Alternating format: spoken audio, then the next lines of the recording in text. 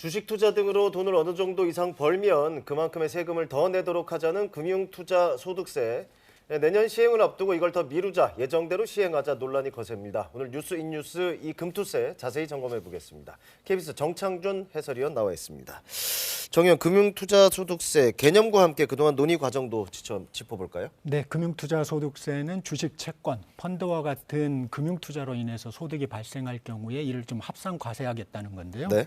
2020년에 여야 합의로 국회를 통과해서 내년에 시행될 예정입니다.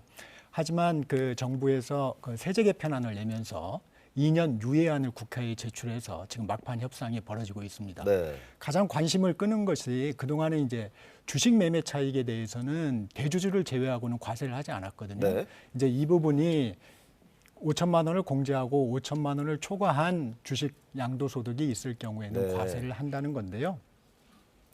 여기에 지방소득세까지 합치게 되면 22에서 27.5%의 과세가 되는 겁니다. 네. 자, 그럼 찬반 양측 주장을 좀 정리를 해볼게요.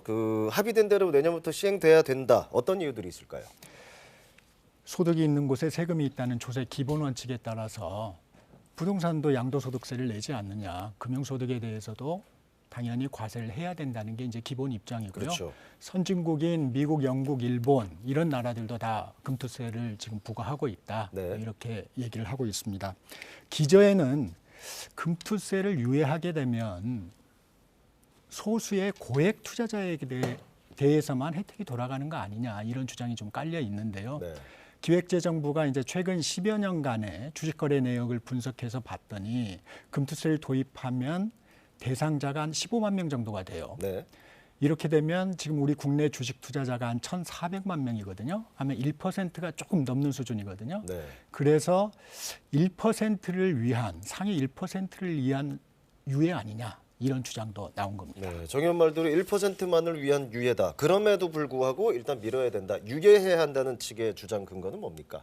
정부에서 세제 개편안을 낼 때도 개정 취지는 대내외 투자 여건의 반영입니다. 네. 아시다시피 지금 주식시장이 경기 침체 우려로 그렇게 좋지 않거든요. 네. 여기에 이제 금투세까지 도입이 되면 고액 투자자들의 이탈 현상이 가속화될 수 있다. 네.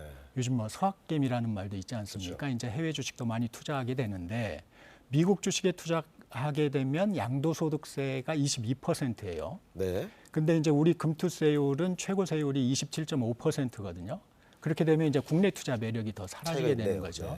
그래서 이게 1%의 문제가 아니고 주식시장 전체의 문제로 번질 수 있다. 네. 이런 이제 우려를 제기하는 겁니다. 네. 현재 주식시장의 경우에는 상위 0.5%가 전체 주식의 절반 가까이를 보유하고 있어서 이들의 영향력을 무시할 수는 없는 상황입니다.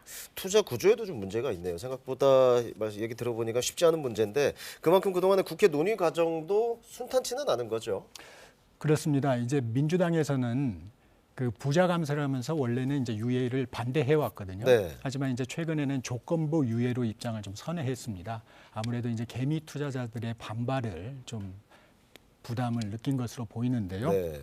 그 조건부라는 말에서 느끼는 것지만 세부 내용에서 지금 이견이 많아서 합의에 이르기까지는 순탄치만은 않습니다. 그 세부 내용에서 이견이라고 하면은 어떤 게 있을 수 있을까요? 네, 금투세와 연계해서 핵심 쟁점이 두 가지가 있는데요. 준비된 화면을 보면서 설명을 드리겠습니다.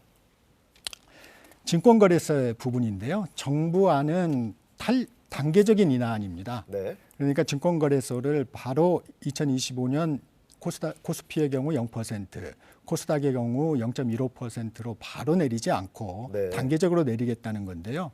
이에 대해서 민주당은 이게 개미 투자자 모두에게 적용되는 만큼 즉각 25년 기준으로 내렸으면 좋겠다 이런 주장을 하고 있고 네. 정부는 그렇게 될 경우에 세수 감소가 1조 원이 넘는다 네. 하면서 난색을 표하고 있습니다.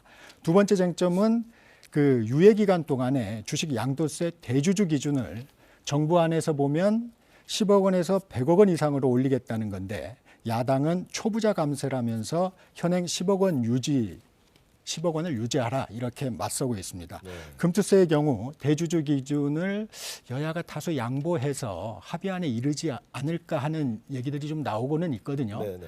이제 국회 본회의가 오는 8일, 9일로 예정돼 있어서 오늘 내일 막판 협상을 벌일 것으로 보이는데 이번 주가 중대 고비가 될 것으로 보입니다. 네, 알겠습니다. 오늘 여기까지 듣겠습니다. 정창준 해설위원이었습니다.